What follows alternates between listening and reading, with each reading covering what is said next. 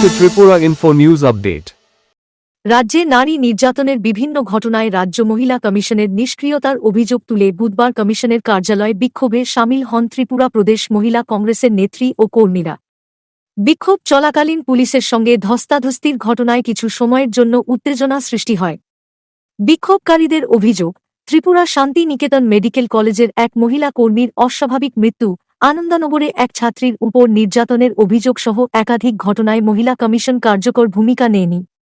ত্রিপুরা প্রদেশ মহিলা কংগ্রেসের সভানেত্রী সর্বাণী ঘোষ চক্রবর্তী অভিযোগ করেন, রাজ্য মহিলা কমিশন নিরপেক্ষভাবে কাজ করছে না এবং বিজেপির এজেন্ট হিসেবে ভূমিকা পালন করছে। ঘটনাস্থলে পশ্চিম মহিলা থানার ওসির নেতৃত্বে বিশাল পুলিশ বাহিনী মোতায়েন করা হয়। তবে বিক্ষোভের সময় মহিলা কমিশনের চেয়ারপারসন কার্যালয়ে উপস্থিত ছিলেন না। বিক্ষোভকারীরা জানান, চেয়ারপারসন না আসা পর্যন্ত তাঁদের আন্দোলন চলবে। সংবাদ লেখা পর্যন্ত এ বিষয়ে রাজ্য মহিলা কমিশনের পক্ষ থেকে কোনো আনুষ্ঠানিক প্রতিক্রিয়া পাওয়া যায়নি। ত্রিপুরা রাজ্যে ক্রমাগত শিশু কন্যা থেকে শুরু করে ৬০-৬৫ বছরের মহিলারা পর্যন্ত ধর্ষণ, গণধর্ষণের শিকার হচ্ছে।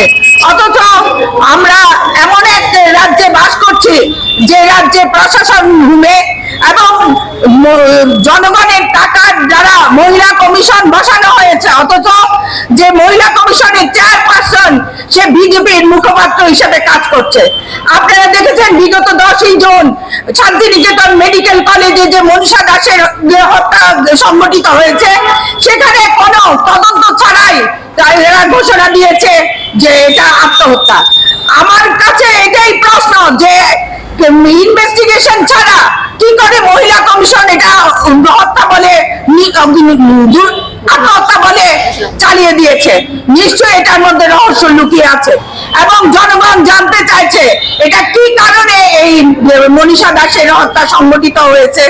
যেখানে তার ডিউটি ছিল ৯টা থেকে ৫টা, সেখানে থাকার জন্য তাকে ঘর রাখা হয়েছে এবং সেই ঘরে তার ৩ দিন পরেই দেখা গেছে তার ঝুলন্ত দেহ। কি এটা আমরা এই সরকারের কাছে বিচার বিভাগীয় তদন্ত করার জন্য ডিমান্ড করেছি। বিগত 19 জুন আপনারা দেখেছেন আমরা ডিজিপি অফিস ঘেরাও করেছিলাম এবং আমাদেরকে যাওয়ার জন্য আমরা বারবার ওদের কাছ থেকে আবেদন করেছিলাম যে আমাদের কথা শোনার জন্য এবং বিচার বিভাগীয় তদন্ত দেওয়ার ব্যাপারে, কিন্তু তারা আমাদের কোন রকম সাড়া দেয়নি এবং আমাদের কথা শুনতে নারাজ ছিল।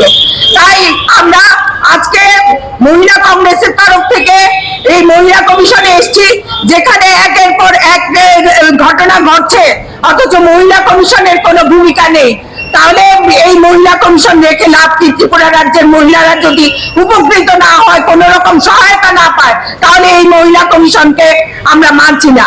এবং আপনি বিগত দিনে আপনারা দেখেছেন এই মহিলাদেররা যেখানে আনন্দনগরে এক বিজেপির নেত্রীর ছেলে গ্রীষ্মকালীন ছুটির সময় এক নাবালিকা বাচ্চাকে ৭-৮ ঘন্টা ধরে ওইখানে আটকে রেখে ধর্ষণ করেছে, অথচ তাদের ব্যাপারে কোন রকম আওয়াজ তুলেনি। মহিলা কমিশন একটা আমরা জানি এটা নিরপেক্ষ, সবাই এটার কাছে সাহায্য পাওয়ার জন্যই যায়, মহিলাদের যা কিছু প্রশাসনের কাছে বলতে পারে না, মহিলা কমিশন তার দায়িত্ব নেয়।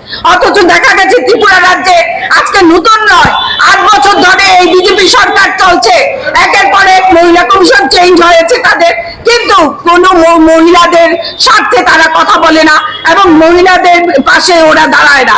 তাই আজকে আমরা জানান দিতে এসেছি যে মনীষা দাসের হত্যাকাণ্ডে বিচার বিভাগীয় তদন্ত করার জন্য মহিলা কমিশন যদি না অগ্রসর হয়, তাহলে আমরা আজকে এখানে ঘেরাও করেছি। আগামী দিন সারা রাজ্যে আমরা সেই আন্দোলন গড়ে তুলব এবং মহিলাদের ন্যায় পাওয়ার জন্য মহিলা কংগ্রেস আগেও লড়েছে, এখনো লড়ছে, আগামী দিনও লড়বে।